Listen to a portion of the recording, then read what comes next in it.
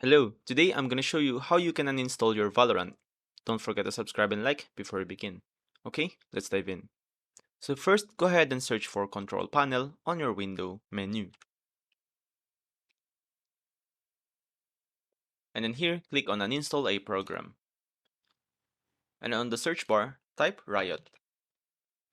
Three applications will pop up. Now, if you want to install Valorant only, you can right click on this Riot Guard and then click Uninstall. After that, you can now then uninstall your Valorant.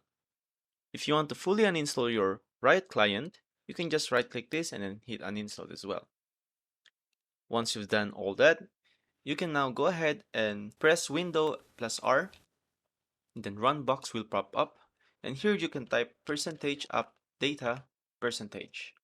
And once you're inside, go ahead and look for Valorant folder. Click this up data right here, and then go to local, and then just look for Valorant folder. It's right here.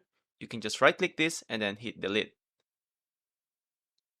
Now you've successfully uninstalled your Valorant and also cleaned the residue file. That's pretty much it. I hope this one helps. See you guys in the next one.